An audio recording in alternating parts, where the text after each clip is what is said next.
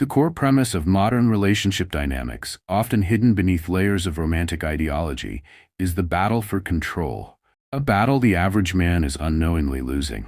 He enters a relationship as his own person, confident, grounded, and complete, but quickly becomes a diminished reflection of himself, constantly seeking approval and apologizing for his own existence.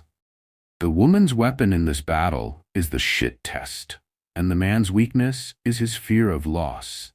The most devastating words a man can utter are not insults, but the truths that reveal his indifference to her control, shattering the illusion of her uniqueness and her power over him. These truths are the verbal nuclear codes that instantly flip the dynamic, because the woman's deepest fear is not that he will leave, but that he will stay and stop needing her. The process of a man's decline is tragically predictable. He begins standing tall, but within months, he's asking permission to see his own friends. A year later, he's apologizing for breathing too loud. Within 2 years, he can barely remember the confident man he once was. He has been completely reprogrammed, and the tragic irony is that he believes this constant walking on eggshells, this endless need for her approval, and this suffocating control is love. He mistakes misery for commitment and codependence for passion. In reality, every time she tests him and he fails, every time she pushes and he bends, every time she threatens and he begs, he is not saving the relationship, he is killing it. He is murdering her attraction, one weak response at a time. Deep in her DNA, beyond any modern ideology, she needs him to be stronger than her.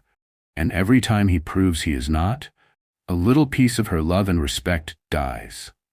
This leads to the shit test paradox. Women test men to confirm their strength, but the very act of constantly testing often weakens men over time.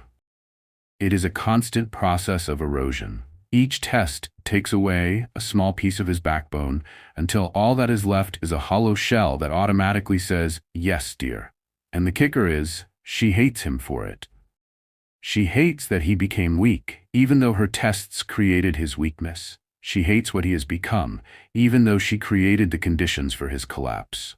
She desperately needs a man who can withstand her own chaos, and when he fails to do so, her contempt is absolute. She views him not as a partner, but as furniture that occasionally dispenses money and validation, and she is disgusted by the willing servant he has become.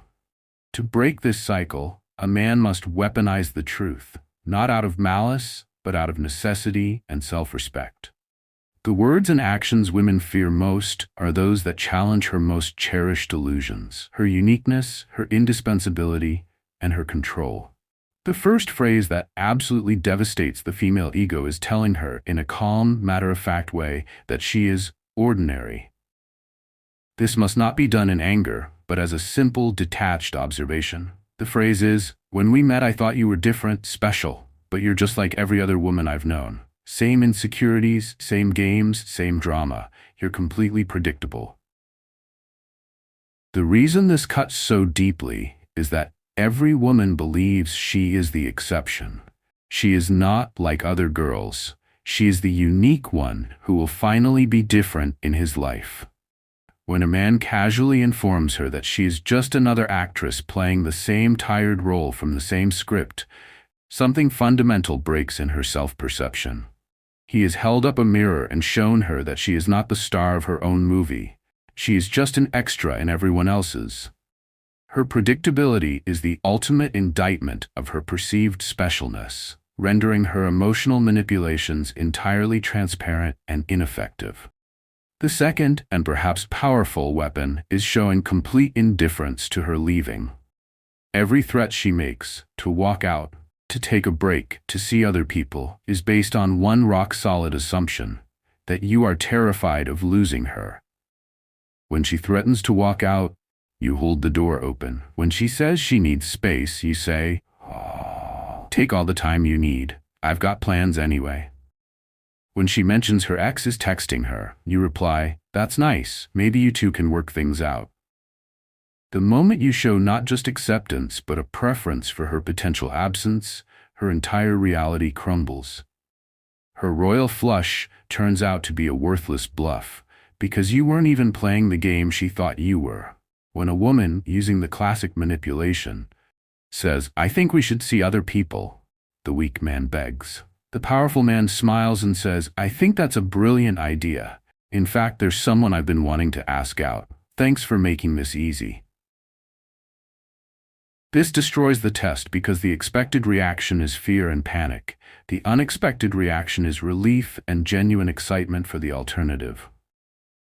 The third thing that shatters a woman's crown is the subtle, dismissive devaluation of her sexual self-image.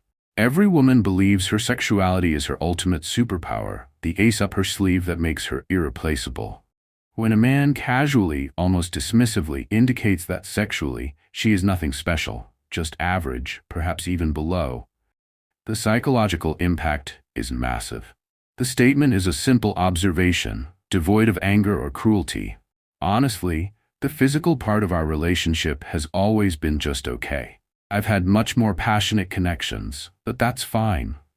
Not everyone can be exceptional in that area. He then continues whatever he was doing, as if he just commented on the weather. He has taken her ultimate weapon, the thing she believed made her unique, and called it a toy gun. This insult is often more permanent than any other, because deep down, every woman fears she might actually be ordinary in bed. This attack sticks because it challenges her core sense of female power and desirability. These words are not standalone attacks. They are the antibiotics for a relationship infected with manipulation. They are responses, not offenses, used when she is actively using her own emotional terrorism against you. The most potent tool in this arsenal is the agreement method. A woman's attacks are rarely actual declarations. They are tests disguised as statements. Maybe I should just find someone who appreciates me. The weak man? No, baby, I appreciate you. Please don't leave. The strong man? You're absolutely right. You deserve someone who makes you happy, and clearly that's not me. I'll help you pack.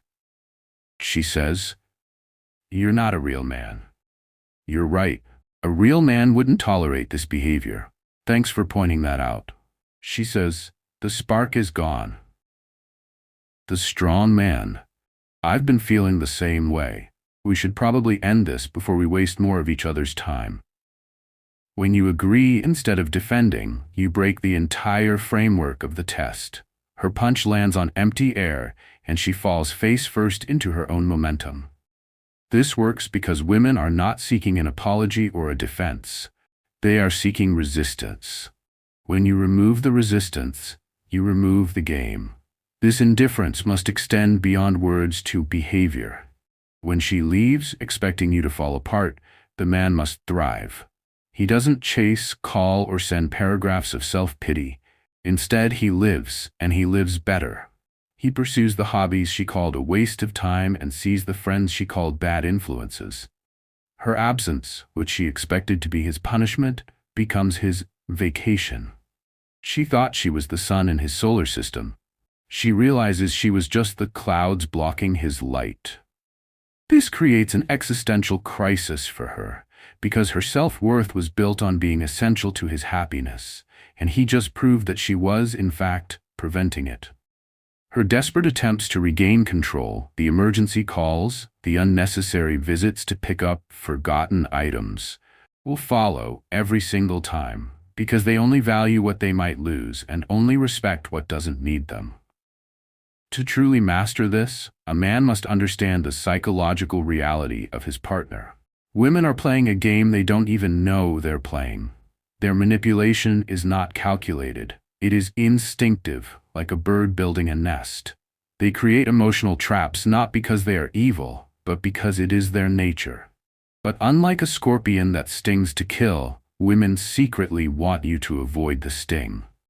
Every test is a silent plea. Please be strong enough that I don't have to be. Every manipulation is a prayer. Please see through this so I can finally respect you.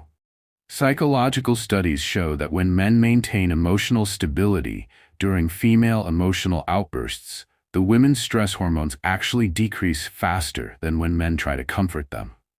Her biology literally calms down when you refuse to engage with her chaos. Her body is telling her, finally, a man who won't break. The most powerful position in any relationship is not being the one who loves more or less, but being the one who needs less. When you genuinely do not need her approval, her validation, or her presence to feel complete, that is when you become irreplaceable. Everyone else she has been with needed something from her. You are the first one who does it. Men mistakenly believe that showing vulnerability will bring them closer. They cry about their struggles and share their insecurities. What happens? She loses attraction faster than ice melts in hell. This is not cruelty, it is the brutal reality that she cannot see the protector needing protection. She wants a man who has his own life together enough that she can fall apart when she needs to, not a partner who needs to be her therapist. The men who survive and thrive are those who recognize that these weapons are not about malice. They are about truth.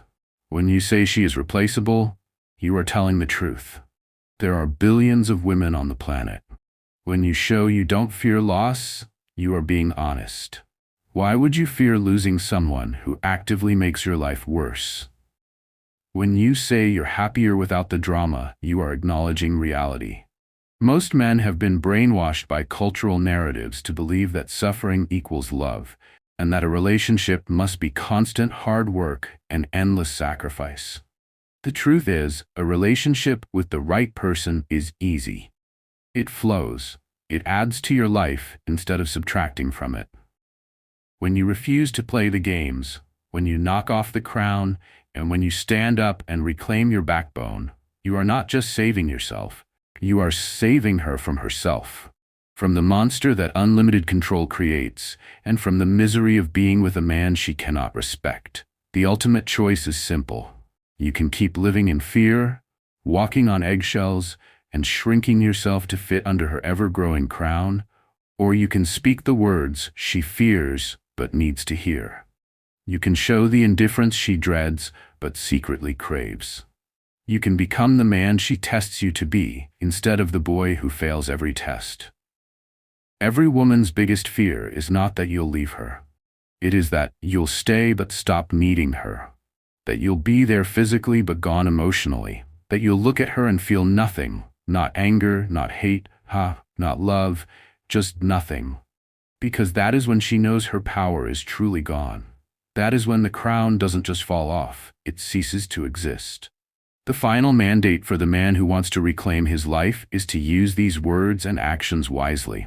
But when the time comes, when the manipulation has gone too far, when the crown has grown too large, when his self-respect is on life support, to use them without hesitation, without apology, and without mercy. Because the only thing worse than being the man who speaks the words women fear is being the man who was too afraid to speak them, and spent the rest of his life as an extra in her one-woman show.